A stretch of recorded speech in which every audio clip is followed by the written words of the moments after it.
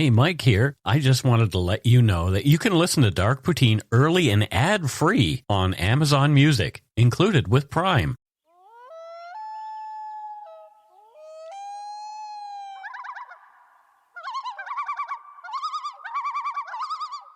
Welcome back to Dark Poutine. I'm Mike Brown, creator and host. My guest host again this week is my good friend Matthew, prolific poster in the Dark Poutine Facebook groups and dad of Dark Poutine's much-loved, photographed, unofficial mascot, Steve the British Bulldog.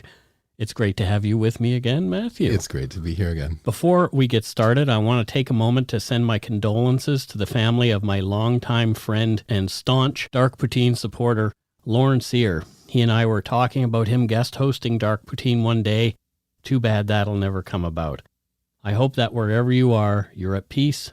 Fly free, old friend. I'll miss you. This episode is for you, Lauren.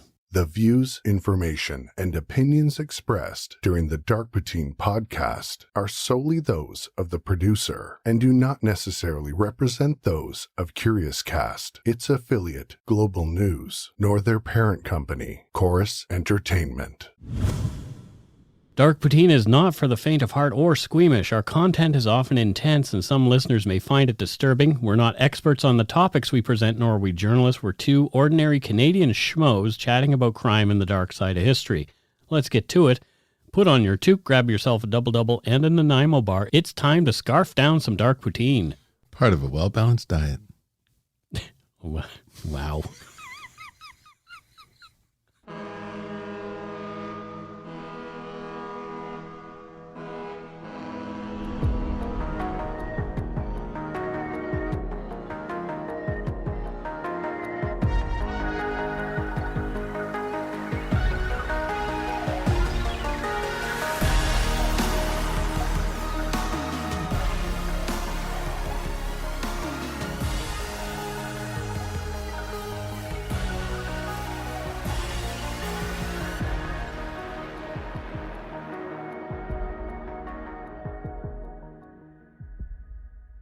On July 13th, just after 2 a.m., police responded to reports of some kind of break-in and possibly multiple deaths at the home of the Rafay family at 4610 144 Place Southeast in the affluent Somerset neighborhood in Bellevue, Washington, a suburb just east of Seattle. A bloody crime scene awaited the first responders. This is Dark Poutine episode 167, Did They Get It Right? The Rafay family murders. The 911 call audio that follows was placed by Glenn Sebastian Burns, 18, of West Vancouver, BC, at almost exactly 2 a.m. on July 13, 1994.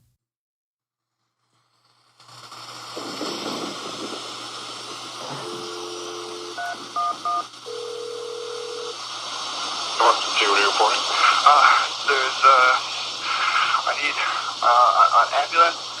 Okay. What's your problem there? There's been some kind of break-in. Okay, well, just calm down. What's the problem? The two, my friends, his mom and dad, we think they're dead. Just calm down. I don't think it's safe here. We'll be outside. Okay, go ahead, go outside. Please, fast, okay? Yeah, they're on the way. Okay. They're on the way. We'll be outside. Okay, go ahead. The property was tough to find, as it is back of a winding system of cul-de-sacs, side streets, and large, darkened homes set back off the road, obscured by intricate and expensive landscaping. The first cop on the scene was Officer Gary Hiromada, arriving 5 minutes after the 911 call. He'd slowly driven by the residence at first, unable to see the addresses in the darkness, but stopped when two young men he would later describe as hysterical pounded on the trunk of his car, yelling about the bodies inside the house. Romata lit up the pair with his floodlight. One was the tall, lanky Sebastian Burns, the young man who had placed the 911 call, and his companion was his much shorter friend Atif Rafay, also 18, and the eldest of the Rafay children. As soon as they had Romata's attention, the two seemed to calm down, and memorably so to the officer. In the book Perfectly Executed by Peter Van Zandt and Jenna Jackson, Ramada recalled his interactions with Burns and Rafay. Their demeanor nagged at him. He said neither of the young men shed a tear, and both went from hysterics to complete calm in seconds. Quote, "It was like a light switch," Ramada said. When the light switch was on, they were very incoherent. They were yelling and screaming. When the light switch went off, they were quiet, emotionless, and acidic. He continued, "They became very calm. They didn't move. It surprised me that they didn't ask me any questions." As other officers arrived, entered the house, and began discovering multiple crime scenes inside, the boys sat there on the curb. They didn't ask if anyone in the house was okay. They didn't ask if an ambulance was on the way. They didn't ask anything. They just sat there calmly. The next-door neighbor later noted that he had heard voices outside his window at around 2 a.m.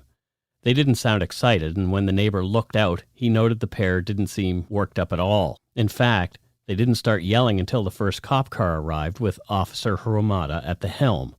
Other officers gave contradicting accounts of the demeanors of Burns and Rafay. Some saying they seemed extremely upset and inconsolable, and others claiming they were disturbingly calm. The first victim discovered was Basma, Atif's 20-year-old sister. She was badly beaten, but barely clinging to life.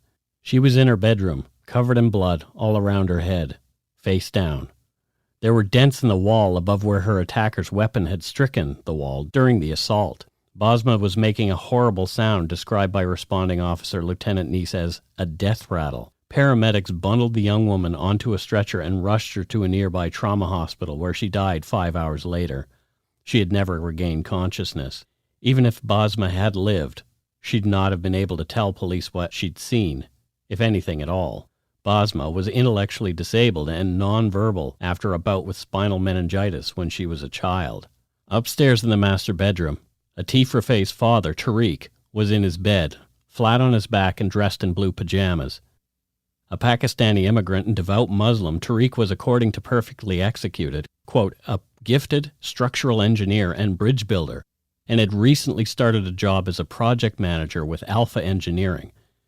He was an accomplished man and had his doctorate in engineering.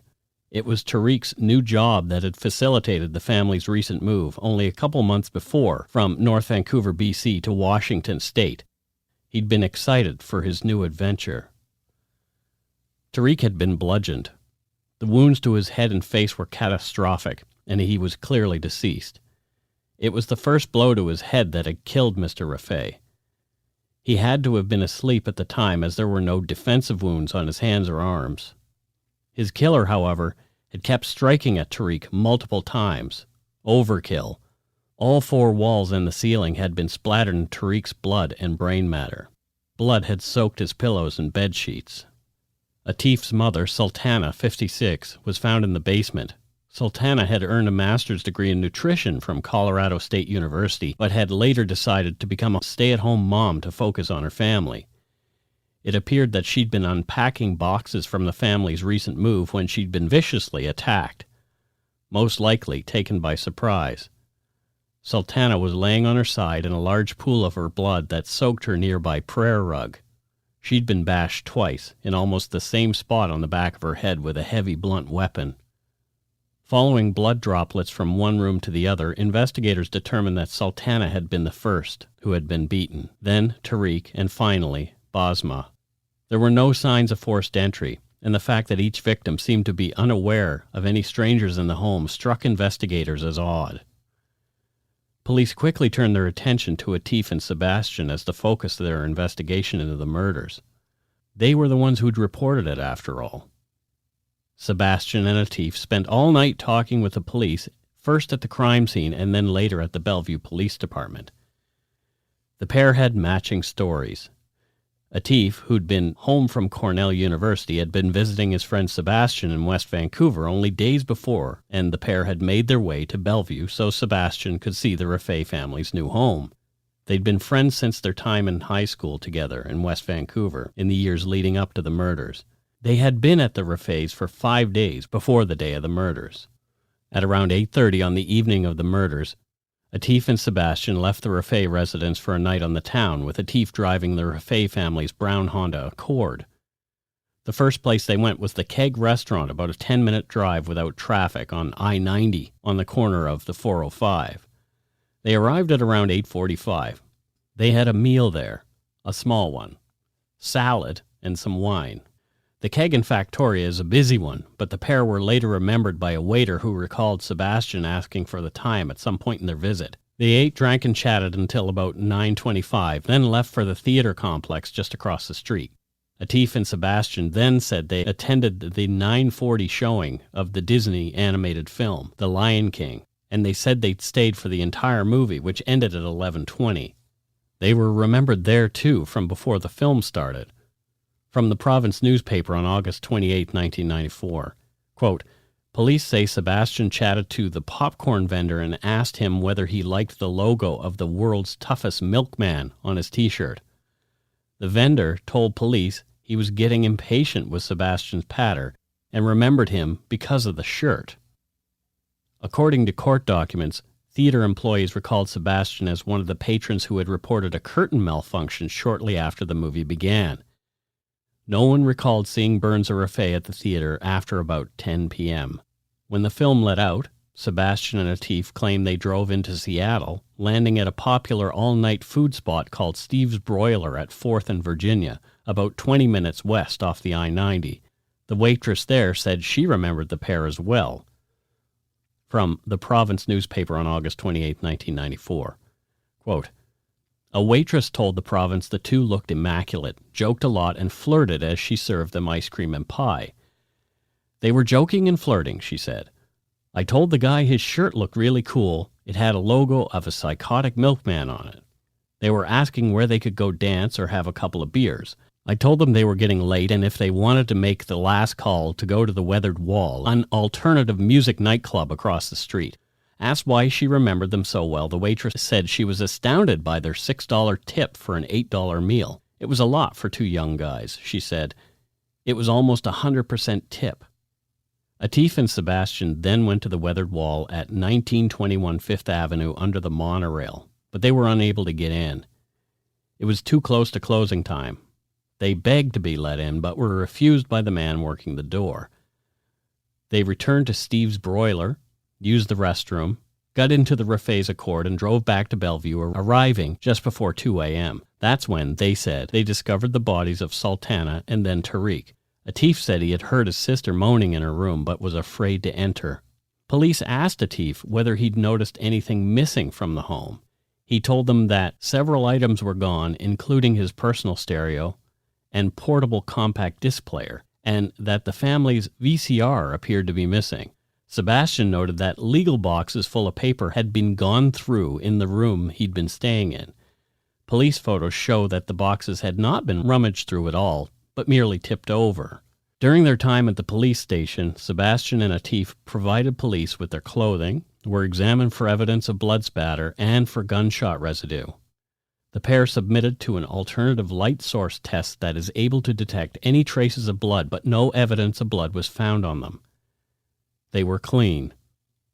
The exact causes of death in the murders were not yet known.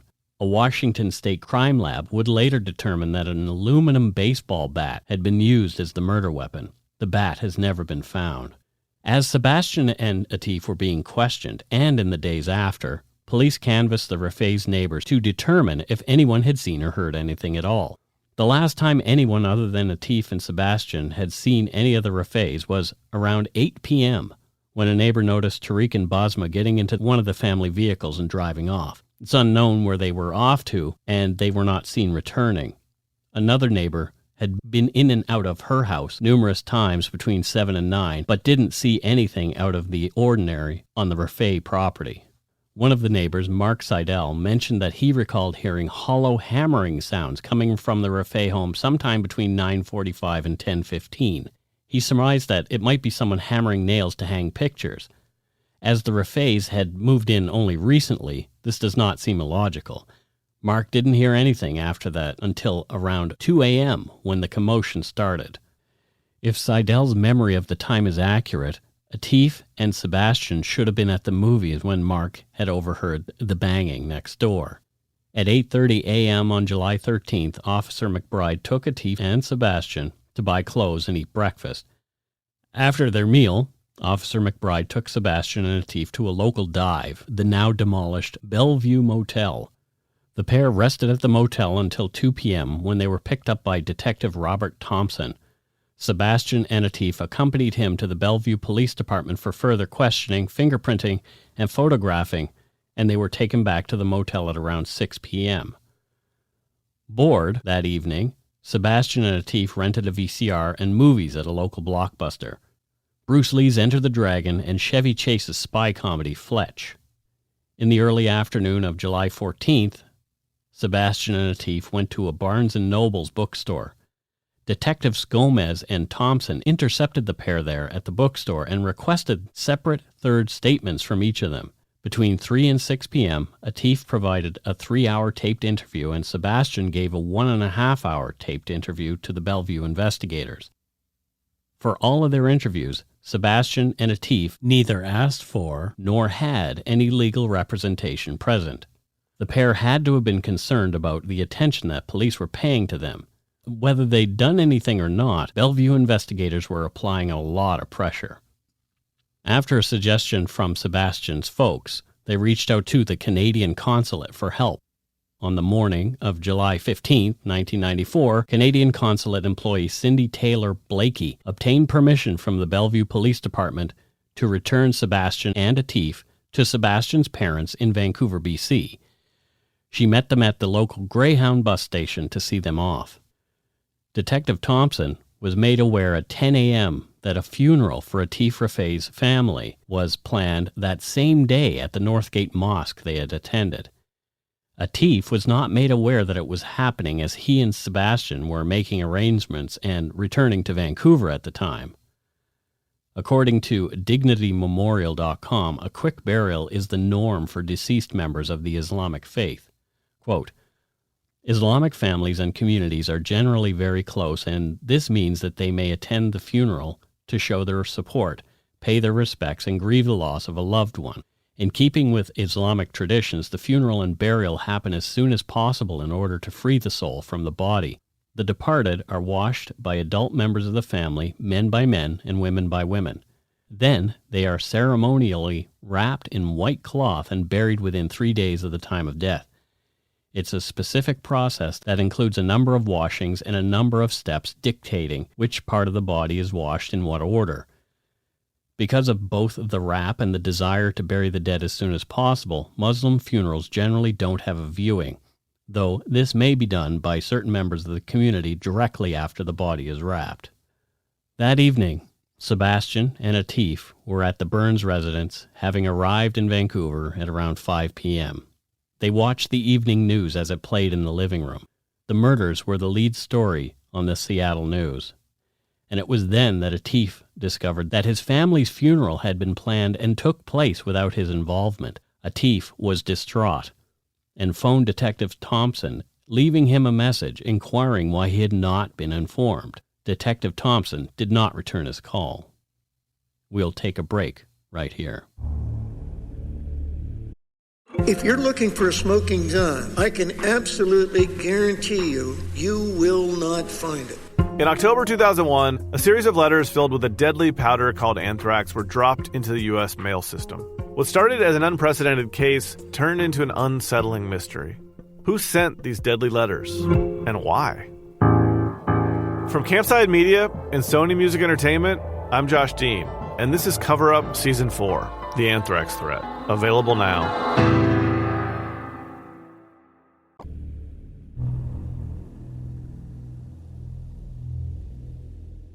And we're back. The police told the press that the young men had, quote, fled the country to Canada to avoid prosecution. The press began painting the pair as guilty fugitives from justice based on that information. Many of the news reports after that, fueled by information given to the media by police, quote, demonized Atif Rafay and Sebastian Burns. Long before their day in court, they were convicted in the court of public opinion. It was true, though, that as Sebastian and Atif were now in another country, albeit only 2.5 hours away by car, the investigation would become much more difficult for the Bellevue Police, especially if they determined that they were indeed involved in the crime. Even though the U.S. and Canada are great friends, extradition from Canada to a state with the death penalty, like Washington, can be extremely problematic. The next day, investigators from the Bellevue Police traveled to Vancouver. The police had been assigned, quote, the task of contacting school officials, friends of Burns and Rafay, teachers, or anybody that might have some insight into these two individuals, end quote. According to court documents, the police were, quote, unsuccessful in arranging any further contact with Burns or Rafay. Eventually, Bellevue Police asked the RCMP for assistance in obtaining financial information about Burns and Rafay and DNA samples. After staying several weeks with Burns' parents, Sebastian and Atif moved into a North Vancouver house with their friends Jimmy Miyoshi and Robin Puga. Police were surveilling the pair almost all of the time. Investigators were running into what the province newspaper called a, quote, wall of silence, as friends of Atif and Sebastian began to refuse cooperation with them. Atif and Sebastian were no longer cooperating either, saying that they'd already told police all they knew. The cops saw it differently. Veteran investigator Lieutenant Jack MacDonald involved in the case told the province, quote, what I have seen in my 27 years as a cop is that victims of crime like to help participate in the investigation. They are forthcoming to help us clarify things. They want, as badly as us, a solution to the crime, end quote. The police continued analyzing evidence from the crime scenes inside the Rafay residence. Some of it was problematic and could have been taken subjectively and did not actually tie Sebastian and Atif to the crime. Hair found in a shower drain was later matched to a DNA sample indicating the donor was Sebastian Burns. Police presume that Sebastian had deposited the hair there when cleaning up after the commission of the crime. There had been no blood on either of them. It would also be reasonable that, as he had been in the house for 5 days at some point, he'd have taken a shower in that bathroom. There was also a pubic hair found on the Rafay's bed that did not match anyone in the Rafay family, nor Atif or Sebastian Burns. Police surmised it was unrelated to the crime, discounting it, believing that it had been brought into the house some other way, perhaps on the Rafay's clothing. But whose was it? Looking for a motive, investigation into the Rafay family's finances showed that Atif Rafay stood to gain around $500,000 from the estate after the deaths of the rest of his family, including the $300,000 home that the family had just purchased. An anonymous tip to the Bellevue Police days after the murder indicated that Atif and Sebastian were lovers, and that Tariq, a devout Muslim, had found out and was enraged. Police had already questioned Atif and Sebastian about just that on July 14th. A 2003 Vancouver Sun article highlighted an interaction between a police investigator and Atif Rafay during an interview that day. Quote, you roll your eyes every time the subject matter is brought up, the officer said. I don't have anything against gay people at all, Rafay said. One of my friends at Cornell is gay, but it's just so off the wall, you know what I mean? I also wonder, what the hell does that have to do with anything, you know? The fact that both Sebastian and Atif were students of Albert Camus, an existentialist, and German philosopher Friedrich Nietzsche in particular, his Übermensch theory, became of real interest to police and later prosecutors. According to Study.com, the Übermensch is the person who is able to break from the illusion. Basically, the Übermensch recognizes that society's definition of morality is biased and socially constructed. So, does this mean the Übermensch is amoral or has no moral code? Absolutely not. Rather than accept the morality dictated by institutions like the church, the Übermensch creates his own morality based on his own experiences, which is grounded in his secular physical world as opposed to some non-earthly afterlife. It is this superpower, the ability to see past the illusion, which creates an Übermensch and makes this person a superior being. Investigators believe that both Sebastian and Atif saw themselves in that light and were therefore above man's laws and were making their own. Many of the people who knew the pair say they were nothing like that. They were merely well-read. Months after the murders, a memorial service was held in BC for the Rafay family. Atif and Sebastian attended, holding up their hands to prevent cameras to get decent shots of their faces as they walked into the building. After the service, Atif was asked by a reporter, "Why don't you talk to police?" He smirked as he ran toward a waiting car, hopping into the back seat with Sebastian and another woman, and they laughed and giggled as Atif got into the car and it sped off. This video was played over and over on local and national media, portraying Atif and Sebastian as cold and unfeeling, the type of people who would have committed such brutal murders as that of the entire Rafay family. Police in the U.S. seemed to have tunnel vision and wanted to charge Burns and Rafay with the crime, but needed more evidence. This is when the RCMP became involved, in a big way. The following comes from court documents. In January 1995, Bellevue Police detectives met with RCMP officers in Vancouver, and the RCMP agreed to assist. The RCMP also opened their own investigation into whether Atif and Sebastian had been involved in a conspiracy to commit murder while in Canada. The RCMP obtained judicial authority to place wiretaps and audio intercept devices in Atif and Sebastian's home and in their car, and eventually obtained more than 4,000 hours of recordings.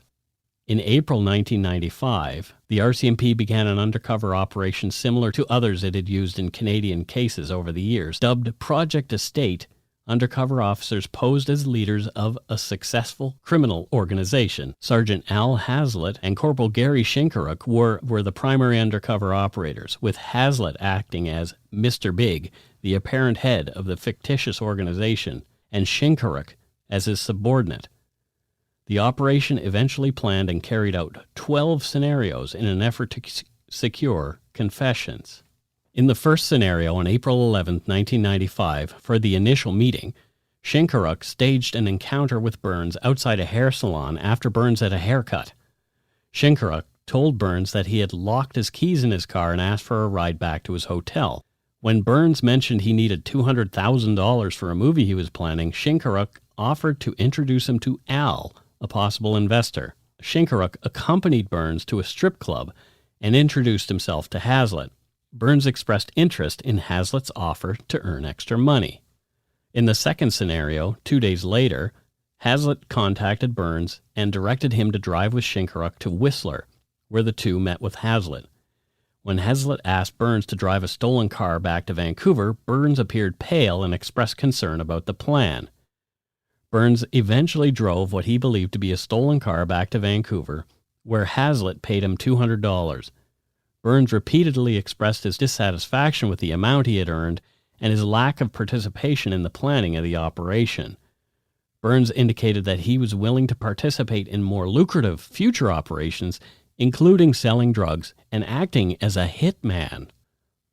In the third operation, on April 20th and 21st, 1995, Shinkaruk left a telephone message for Burns. Burns returned the call and indicated his willingness to meet with Shinkaruk in a few days.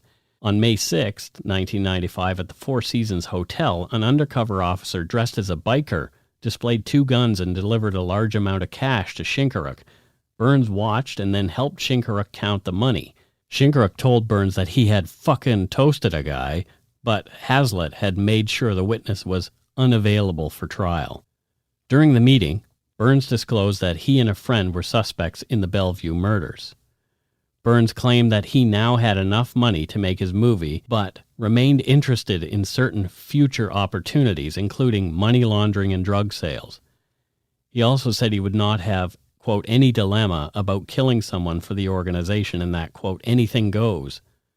Burns repeatedly resisted Hazlitt's questions about committing the murders, but also indicated his desire to learn more about what the Bellevue Police knew and to have evidence destroyed. In the fifth scenario, over May 29th and 30th, 1995, Shinkaruk became concerned that a recent newspaper article may have compromised the operation. He called Burns. Burns said that he was glad to hear from Shinkaruk and available to meet with him. Shinkaruk said he would call the next day and set up a meeting. After the call, the electronic intercept recorded Burns saying, "I'm a happy man." When Shinkaruk called the next day, he told Burns that Hazlitt was busy and nothing would be scheduled that day. Burns expressed disappointment. In the sixth scenario, on June 13th, Shinkaruk called Burns and asked if he was interested in making some money. Shinkaruk invited Burns to bring a trusted friend and meet him at the Royal Scott Hotel in Victoria. Burns asked Miyoshi to join him. The two met with Hazlitt and Shinkaruk in Victoria on June 15, 1995. For 2 days, Burns and Miyoshi assisted Shinkaruk with money laundering by making cash deposits totaling about $100,000 into various bank automated teller machines. Hazlitt provided Burns and Miyoshi with spending money and $2,000 at the end of the second day. During the course of the encounter, Burns twice asked Hazlitt what he had learned about the Bellevue investigation. Hazlitt said that he had someone investigating the matter and would inform Burns what he had learned. Hazlitt also discussed computer skills with Burns and Miyoshi, suggesting future employment possibilities. After Hazlitt and Shinkaruk left, Burns told Miyoshi that, quote, "This has been the coolest thing ever. I couldn't ask for any more," end quote. In the seventh scenario, on June 20th, 1995, after calling Burns and telling him they might visit, Hazlitt and Shinkaruk appeared at Burns and Rafay's house. Hazlitt discussed Burns' computer knowledge and system and told Burns he would soon be hearing from a friend with information about the Bellevue Police investigation. Burns warned Hazlitt that the house was bugged. In the eighth scenario, in late June, Burns and Miyoshi returned to Victoria for a second round of money laundering. Hazlitt arranged to speak alone with Burns and told him that the Bellevue Police had him, quote, "in a pretty big fucking way." Hazlitt mentioned that the police had evidence of Burns' DNA and his hair found in the shower mixed with the victim's blood, and Burns' fingerprints on a box. Hazlitt said he needed more details in order to help Burns. Burns repeatedly deflected Hazlitt's attempts to elicit concrete details about the murders, but provided some veiled responses suggesting his participation and a financial motive. Burns also expressed concern that Hazlitt was an undercover officer. Hazlitt discussed computers again with Burns, but did not pay Burns or Miyoshi for their assistance. In the ninth scenario, on July 10, 1995, to avoid appearing to focus on Burns, Hazlitt and Shinkaruk arranged a money laundering operation involving only Miyoshi. Miyoshi did not reveal any details about the murders. In the 10th scenario, July 18, 1995, Burns agreed to meet with Hazlitt and Shinkaruk at First Point Hotel in Victoria. At the hotel, Hazlitt discussed the organization's computer needs with Burns. Hazlitt then showed him a fake Bellevue Police Department memorandum that indicated the police would soon call a press conference and that charges would soon be filed against Burns and Rafay once the culturing of Burns' DNA was completed. Hazlitt told Burns that things would be happening quickly and that the police were coming to lock your ass up. After studying the report and discussing with Hazlitt the specific items of evidence that it listed, Burns insisted that the items all had potentially innocent explanations. Burns eventually acknowledged, however, that he wanted Hazlitt's help. Hazlitt told Burns that he could arrange for his associate to destroy the evidence, but that he would not do so until Burns told him the complete details of the murders. Hazlitt explained that the associate could not destroy all of the evidence unless he knew the details of the crime. Burns eventually told Hazlitt specific details about his and Rafay's participation in the murders. A hidden camera recorded Burns' confession. According to further court documents, Sebastian related that he used a bat, and that he later disposed of the bat and his clothing in various dumpsters, and that Dr. Rafay and Basma were sleeping at the time of the attacks. When asked about planning the crime, Sebastian said that they really did not plan them. In contrast, Sebastian gave a detailed explanation of what he and Atif did that night. The narrative did not include the murders until Hazlitt asked him directly when they occurred, and Sebastian said, during the movie. They had snuck out of the movie, driven to the Rafay home, committed the murders, cleaned up, and returned before the film let out. Allowing for the duration of the drive back and forth, the timeline worked out, giving Burns and Rafay plenty of opportunity to commit the crime and return to the cinema. Sebastian said Atif was in the home but did not help, and he first killed Mrs. Rafay, then Dr. Rafay, then Basma. At one point, he said he wore underwear when he committed the crimes, and at another point, Sebastian said the killer was naked. He could not remember where they obtained the bat. Rafay arrived, and Hazlitt spoke at length with him in Burns' presence. Hazlitt discussed the details of the Bellevue memo with Rafay and repeatedly emphasized the importance of trust. Rafay reassured him that Burns was his best friend and that he would never betray him. Rafay then provided details about his participation in the murders. He explained that he had watched Burns kill his mother and had removed the family VCR, but had not otherwise participated in the killings. When asked why they had killed his parents, Rafay responded that it was to, quote, become richer and more prosperous and more successful. Burns also added additional details about the killing of Basma, which took a little more bat work than he had expected.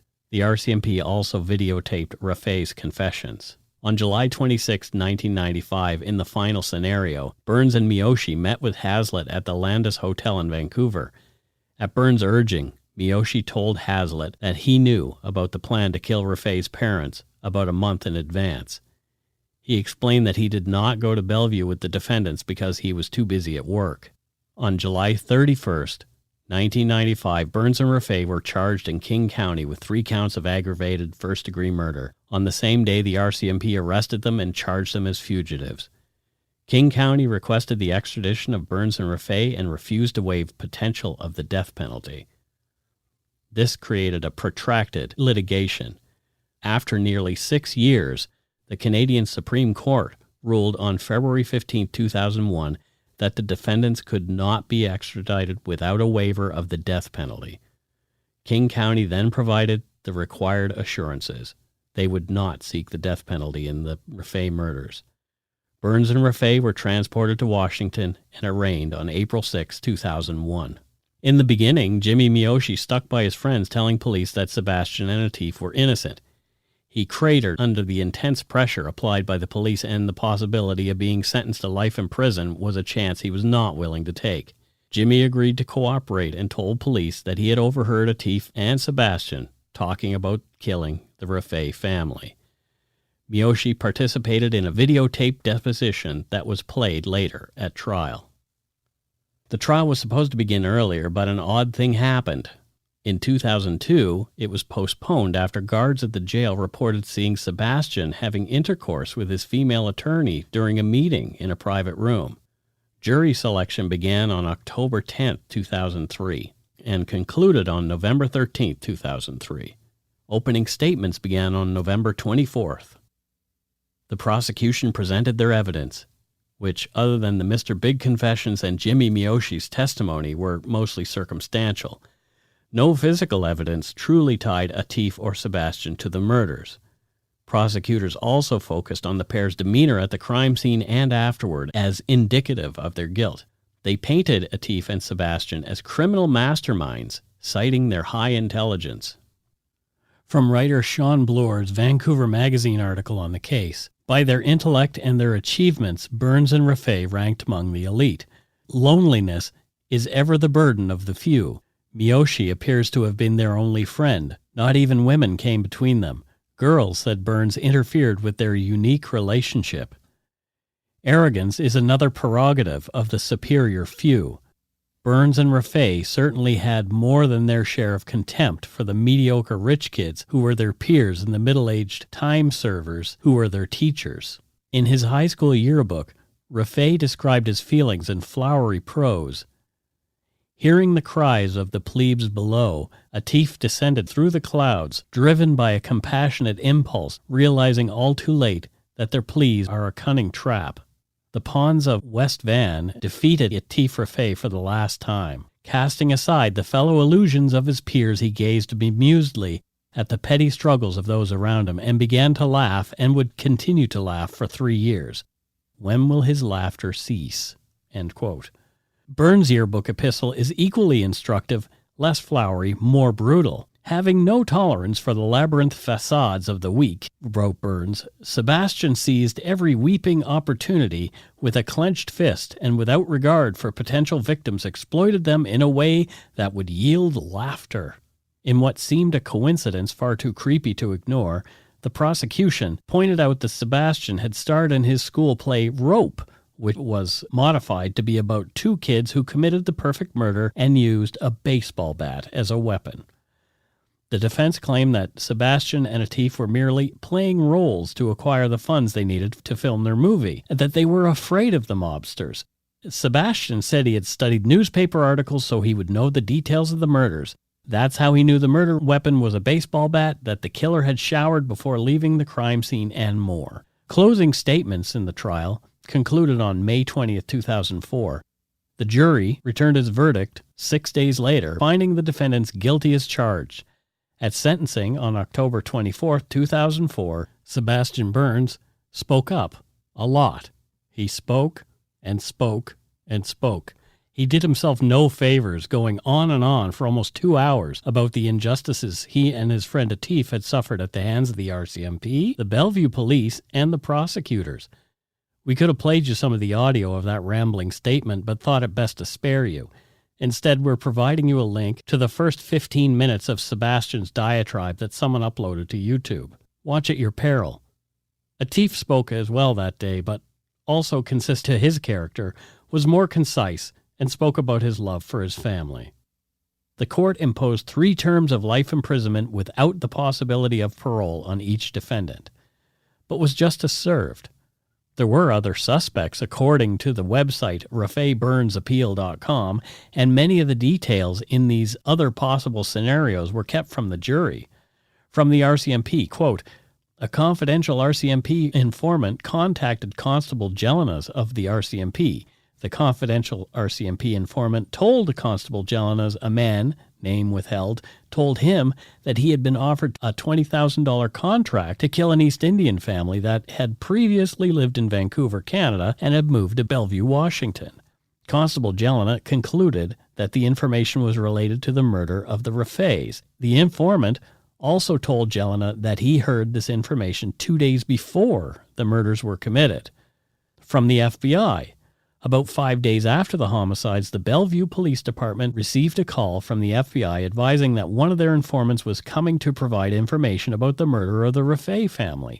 The FBI informant, name withheld, told Detective Gomez of the Bellevue Police that a militant Islamic faction said that Dr. Tariq Rafay should die because of his beliefs and teachings about the Quran.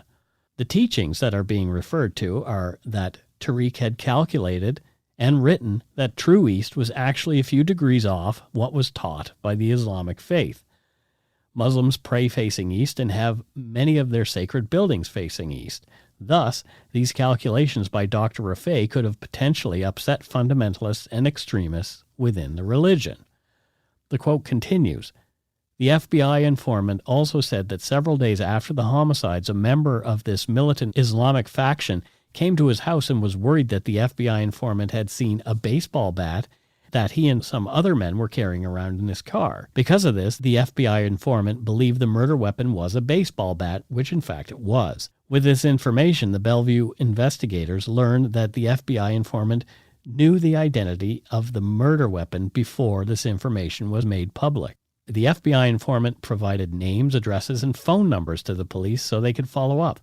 Instead of following up, prosecutors in this case explained that Bellevue investigators thought this FBI informant was, quote, crazy. That's verbatim from Report of Proceedings from 11/19/03 on page 12. Because of this, they did not follow up on any of the leads or information he gave them.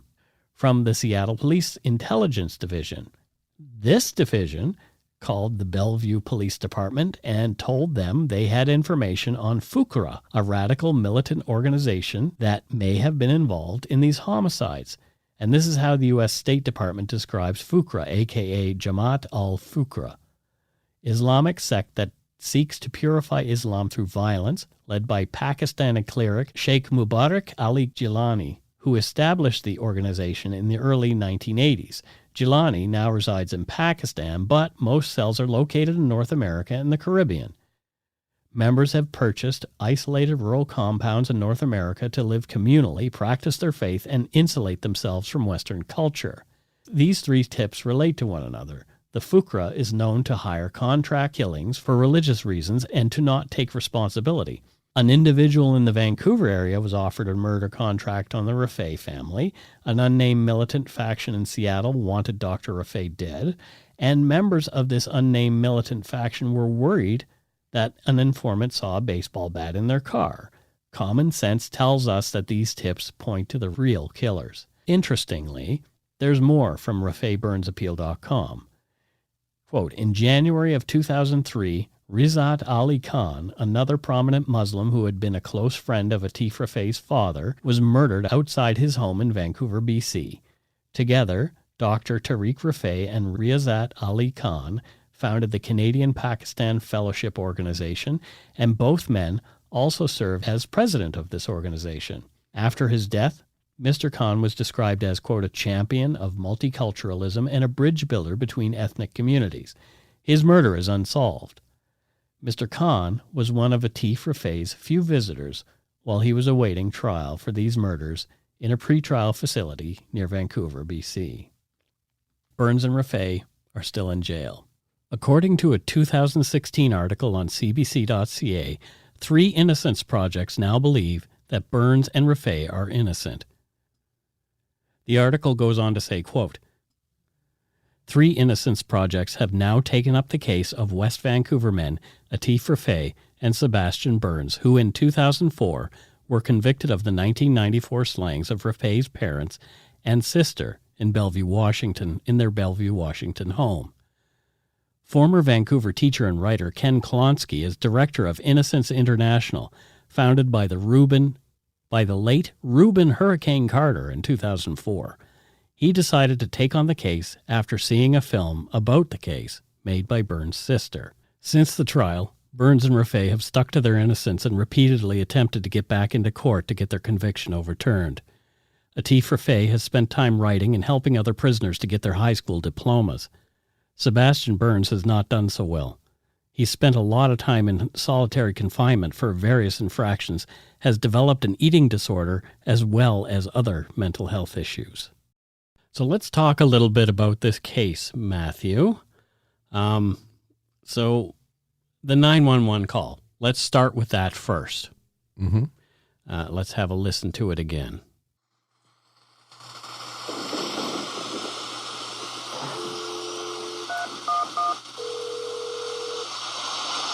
See what are you reporting? I need an ambulance. Okay. What's your problem there? There's been some kind of break-in. Okay, well, just calm down. What's the problem? The two, my friends, his mom and dad, we think they're dead. Just calm down. I don't think it's safe here. We'll be outside. Okay, go ahead and go outside. Please, fast, okay? Yes, they're on the way. Okay. They're on the way. We'll be outside. Okay, go ahead. What are your thoughts on listening to that, Matthew? The first thing he said was, we need an ambulance. Yeah. And I think, the court was focusing on the fact that they said it was some sort of break-in. Yeah. But, I read that as somebody freaking out, not knowing what to say. Yeah, I don't know. Like, I've listened to the call so many times. Mm-hmm. In a way, it sounds kind of scripted to me. Do you think so? Yeah. Well, it kind of did to me as well, but I'm like, I have no idea what I would say Right. on a 911 Exactly. call or how I would do it. I'm the type of, I laugh at funerals because it's my coping mechanism. Yep, totally. So, I can never judge people on how they're reacting. No. Yeah. So, yeah, the 911 call is one thing, and all that is just a thing. How he sounded on the call is how he sounded. Yeah. Their demeanor. Some of the initial investigators say that the pair were upset and distraught, and others said that they were nonchalant. This is so subjective. Like, who do you believe, and how much weight should we put into someone's demeanor after discovering bodies at a crime scene? Yeah, I think they should probably stick to facts. Right? Right? Like evidence and that kind of thing. Yeah. Because all of this stuff is just kind of useless. Right. Yeah. If you really look at it, it's not evidence at all. It's not evidence. It's perception. Yeah. And as you just said, some people thought they were upset, some weren't. It's different perceptions from different people. I find the fact that Atif didn't go to his sister Basma very concerning. He said he could hear her moaning in her room. Was this more evidence of the pair's plan to distance themselves from evidence at the crime scene? Maybe they didn't want to get her blood on them. Both of them were completely clean. And if they'd cleaned themselves up earlier, perhaps that's why they avoided contact with any of the victims on finding them. That one really did stick out to me a little bit. That one's problematic. Right? You know, if I heard my brother moaning in another room, Yeah. after I found other people in the house dead, I'd be like running in there. Right. You know what I mean? Like Atif told the police that, oh, come on, I couldn't even apply a Band-Aid. That was kind of his excuse for not going in there. But if it's my sister, I'm in there. Yeah. And Rachel, what's wrong? Like, what's going on with you? Yeah. Like, I'm trying to help in some way. I'd probably be covered in blood, you know? Yeah. Alibis and timelines. Were Sebastian and Atif careful to be noticed? Did they go out of their way? Do you think they went out of their way to be noticed? Like, look at my psychotic milkman T-shirt. You know, I was laughing because you know me, and I generally go out of my way to be noticed. Yes, it's true. And I have been in places with Matthew where, yes, he goes out of his way to be noticed there. And well, it's just I'm just I'm open, and I'm like, hey, look at the T-shirt, right? Right. And maybe the guy was just like that, right? Yeah. And they were flirting with the waitress. I've given 100% tip for a cute So waiter. have I, yeah. Yep. So I don't find any of that sort of strange. Yeah. Yeah. Yeah, it's interesting. Who steals a Discman and a VCR? Like, even in 1994, those things weren't worth very much. Like, the Discman was like 10 years old. And also the boxes were concerned. Like, they're just tipped over. They weren't really rummaged through. Like, it didn't look like anybody had really been through the house. So was this Sebastian and Atif doing things to cover things up, or was it the actual perpetrators of the crime maybe trying to make it look like a robbery? Yeah, and to me, this is where is their doubt, right? So it could have been them. It could have been fundamentalists trying to make it look like a robbery. Speaking to fundamentalists, like, what do you think of those other suspects? What do you think of, like, the FBI informant who claimed that he had the bat, saw the bat, and those kind of things, and then the Muslim fundamentalist group that apparently had it out for Tariq? I think there was actually enough there for reasonable doubt that whether or not these guys did it. And we'll talk about Mr. Big in a second, I'm sure. But, for me, that Mr. Big should have been completely not allowed into the courtroom. So you don't think that Mr. Big should be a legal investigative technique in Canada at all? Absolutely not. And so why not? What are your problems with it? If it's illegal in the United States for police to do, how fucked up does it have to be? Right? like it's, imagine this, Mike. You are a kid. Everyone, the media thinks you're a murderer. You've lost friends. You've lost family members. You can't get a job. Right. And then over months, somebody pays attention to you. Somebody starts giving you money. And you realize that you're not going to get any further unless you say you did it. It's total entrapment. And I actually think the RCMP is setting themselves up for a massive problem in the future. Someday the courts will go, okay, all the Mr. Big evidence, all those cases have to be retried because there's going to be massive screw ups. They're probably, you're right. Yeah. You're probably correct. And our friend Alan R. Warren wrote a book about problems with Mr. Big called Confessions of Murder, Exposing the False Confessions Created from Mr. Big Stings. So you can pick that up on Amazon if you want. It's just 105 pages. It's a really short read, but Alan actually talks about this specific case in that book. I've also had some problems about with Atif not. Much has been made about Atif not attending the funeral, and as he had been raised Muslim, he'd have known of the custom of quick burial. So people have pointed to this as evidence of his involvement in the crime. So what are your thoughts on that as well? I was thinking that maybe he thought, so he's like gone from the United States to Canada. Maybe he thought bodies are held for evidence or something and just didn't know. And, his father wrote that book, about what real East is. Yeah. So maybe it wasn't like such a part of his understanding of what was going to happen. Right. Because he's a new generation as well. So I think with all of that stuff happening so quickly, he probably didn't even think that they're going to do that so quickly. Yeah, and the prosecutor called that complete bullshit.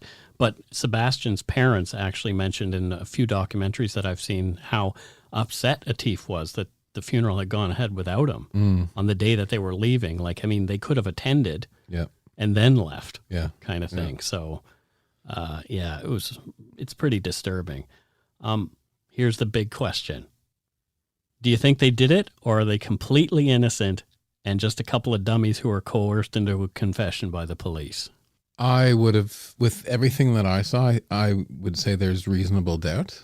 I don't know if they did or they didn't, Right. but I think with the way that the police in the United States handled the media, making it look like they fled, to create them as these sort of people that are fleeing and Mr. Big, I think they didn't get a fair trial. So I don't know, but they shouldn't be in jail because I don't think it was proven. No. And I kind of feel the same way. I don't know whether or not they actually did it. But I agree that the way that the evidence was gathered and the evidence that was presented at trial was not fair. Yeah. And have you ever watched the TV show The Sinner on Netflix?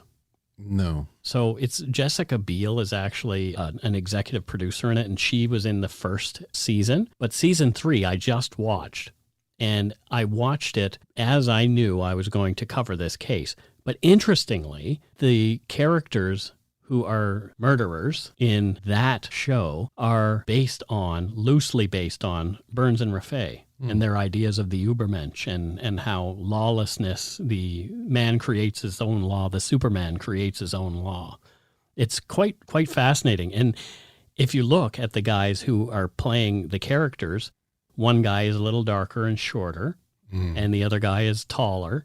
It's quite interesting. They even chose actors who look sort of like Burns and Rafay. Yeah. So if you want to have a look at that one, I think it's streaming on Netflix right now.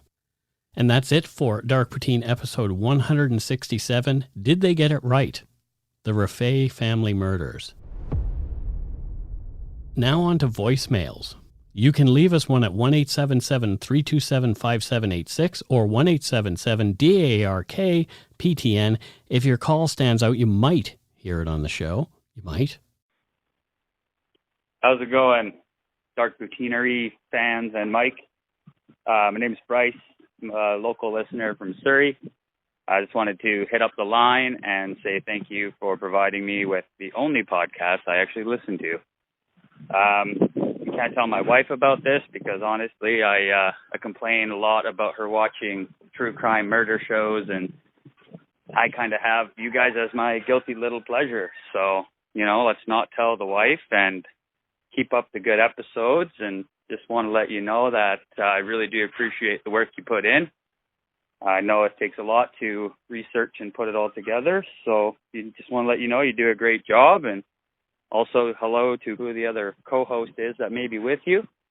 Mike, you are Dark Poutine, and as long as you continue on, we'll continue listening. So, again, I just wanted to give you a shout, say thank you very much. And just remember, set up a double-double, maybe grab a nice cat, and while you're doing that, go take a shit in your hat. Thanks, boys. Bye. Well, thank you so much, Bryce. And I am certain that I heard a rooster in the background. I thought I heard that as well. So it's Matthew this week, and I actually really appreciate your sentiments there. That means a lot to me. It's great to have a local caller.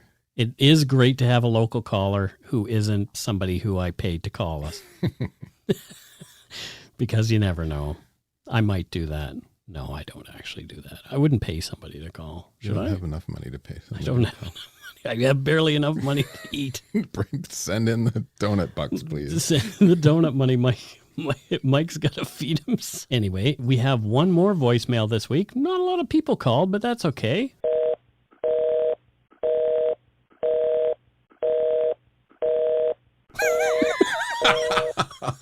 So it looks like we got a busy signal as our next caller. So there you go. That is Dark Poutine's week in a nutshell. As far as our phone calls go, that was actually really funny. It's kind of sad. It's funny and sad at the same time. Oh no! What happened on Dark Poutine this week? Nobody called. There was a busy signal. Why? I don't know. We do not know. Maybe they chickened out or something. And yeah, it happens. All right. I guess it's time to move on to Patreon. Thank goodness. Here we go. This week, We have a few. It looks like about 7. And first up, from Crawley in the United Kingdom, Amanda Vandermeer. Yeah. Yeah. Does that sound right? It sounds good to me. Okay. Crawley, West Sussex. She's, West Sussex. Do you know that's where Gatwick Airport is? Gatwick Airport. Wow. I've been to Heathrow, but I've never been to Gatwick. Okay. It'll cost you about £100 to get to London from Gatwick Airport. It's very far away. Oh, in the car. Yep. Oh, wow. Like Uber? Black cab. Black cab. Oh, there you go. So Gatwick Airport, what does she do? Does she work? Does Amanda work at Gatwick or? No, she doesn't work at Gatwick. Uh-oh. She is a Netflix tagger. Oh, she tags Netflix movies? She works from couch. Yep. Right? And she watches Netflix shows and she tags them with keywords and phrases so people can find what they're looking for more easily. Yeah, I wish they would be more careful with that.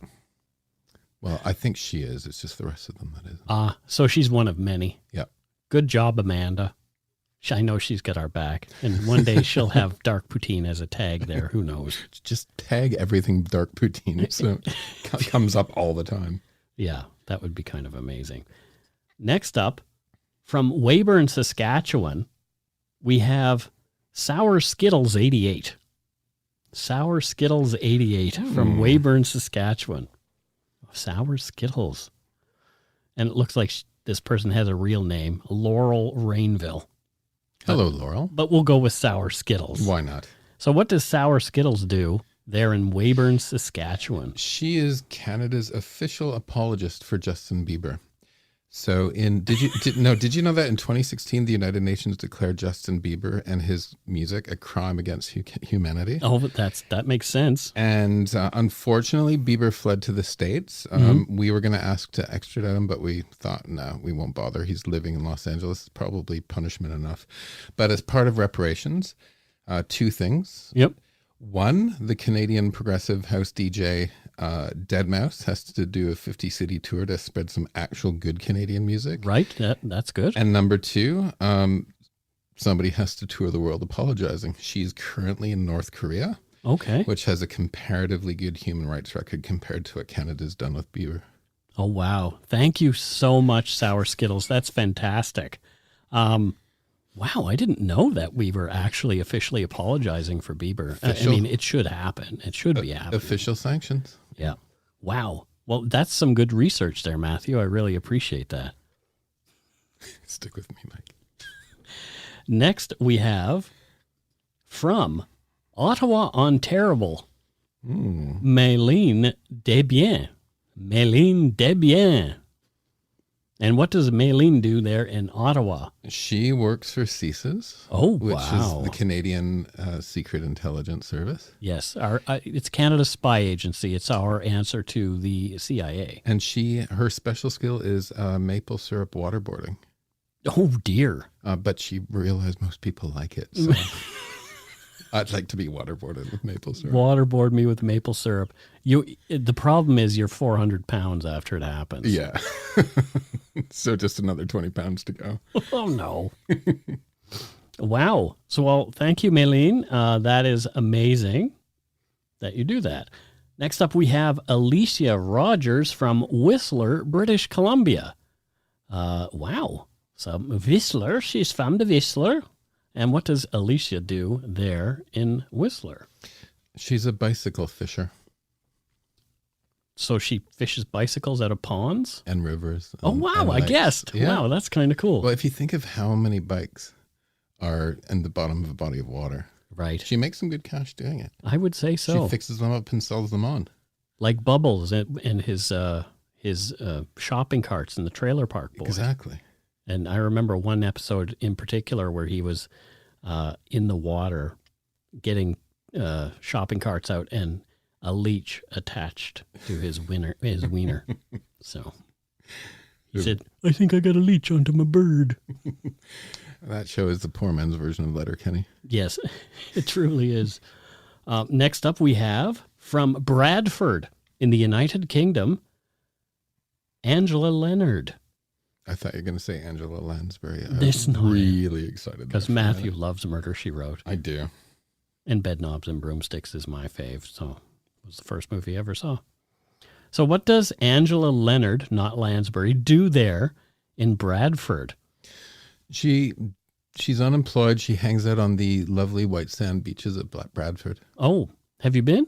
There's no lovely white sand beaches. Oh, what actually is Bradford like? It's sort of generally a working class northern town. Okay. A big East Asian population. Okay, like here in Surrey. Yeah, yeah. And I haven't been to Bradford. I'd like to go up sometime though. Well, that would mean you'd have to return to the UK. Yeah, see, I'm still saying up, like I'm there. Right? Up and over the North Pole and then down to Bradford. Yeah, exactly. Oh, well, being unemployed isn't a bad thing. As long as you've got money to pay the bills. And she clearly is doing okay because she's given Dark Poutine some money. Lovely. Next up. She's independently wealthy. Next up, we have Jennifer Riff. And Jennifer is from Inverness, Florida. Inverness is also a place in the UK and also a place in Nova Scotia, which is interesting. So, what does Jennifer do there in Inverness, Florida? She is a city name consultant. A city name consultant? Yes. Oh. So the city in California called Fortuna. It used to be called Slide. Yes. And she renamed it Fortuna. And then if you go about 20 hours south of Fortuna, there's a city called Ventura, and she likes the ah sound. Yes. Yeah, so she changes city names. Yeah. I know a good name for this city. Oh, see, that's kind of weird that happens. But anyway, thank you, Jennifer. And last but especially not least, we have a new prime minister from Independence, Oregon, Christy Snowden.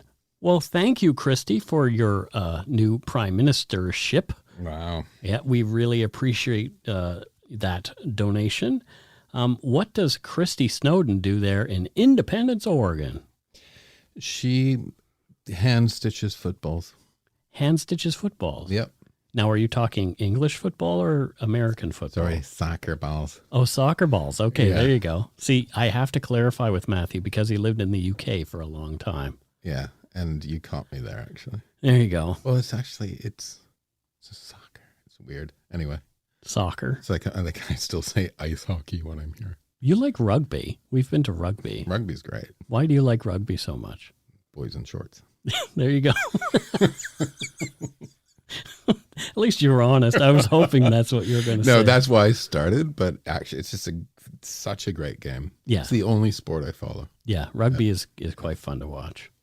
And I don't watch it for boys in shorts, but no. But, if you're into that kind of thing. Absolutely. It's a great game, though. There you go. Next up, let's look at PayPal to see if anybody gave us some donut money this week. And I think we did get some, which is nice.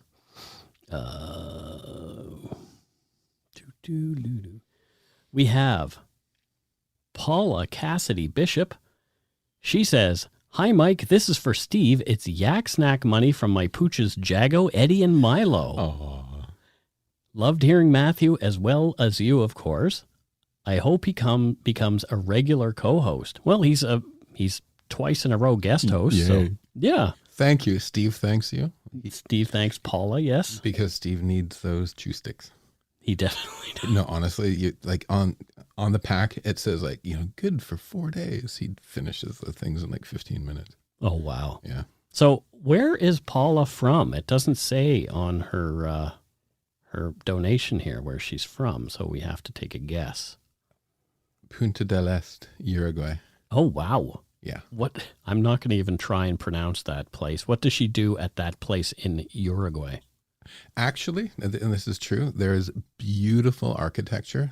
So Punta del Este just decided one day to have the really contemporary architecture, and she designs beach houses in Uruguay. Oh my gosh. Punta del Este. Punta del Este. Oh, I said it correctly. Yeah. It sounds like a place that I would like to go. Let's go. Yeah, let's go. We've both got our COVID shots. Yeah, we did. Let's go. We probably should. So, wow. And what does she do there in Punta del Este? I just told you just told me. Sorry. It's okay. I clued out. I just went blip. Irene Brienne sent some donut money for us.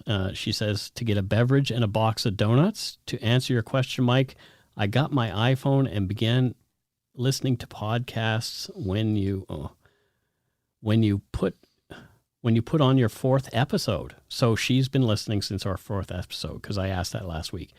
I went to listen to the first 3 episodes right away because I love the 4th so much. I love how much research you do, how considerate you are about the victims, their families, and the families of the offenders.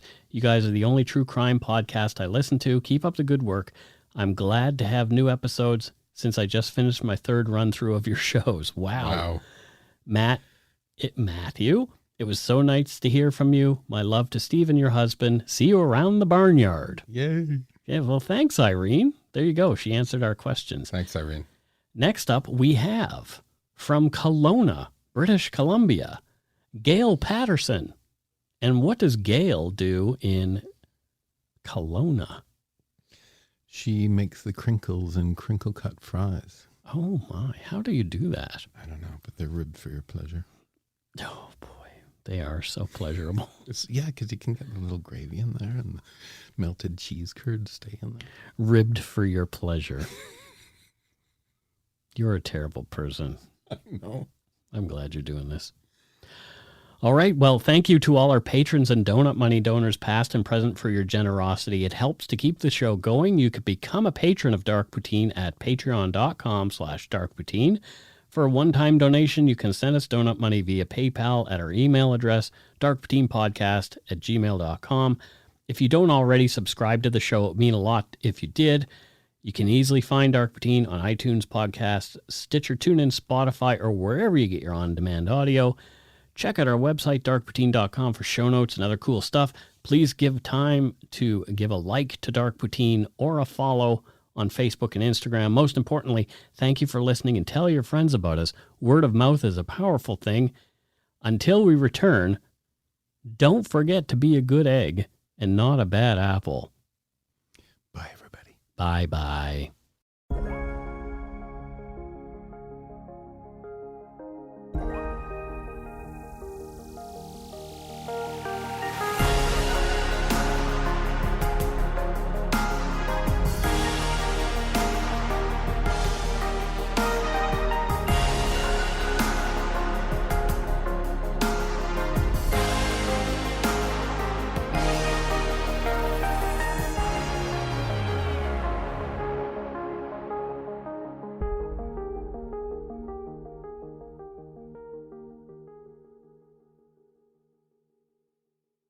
Hi, it's Shauna, and I might be a bad parent because my kids think French fries are vegetables. Hey, it's Ryan, and I might be a bad parent because I went out for wings when my wife was in the hospital after giving birth. Johnny here. I might be a bad parent because in my house, the tooth fairy gives pocket change. But we're not alone. Len emailed us and said his 6-year-old daughter's Tarzan moment going from love seat to lazy boy by curtains made him more proud than any dance recital. And Andy left his 2-year-old at the rink. All right, guys, I'm sure we're not alone. Like Andy's kid.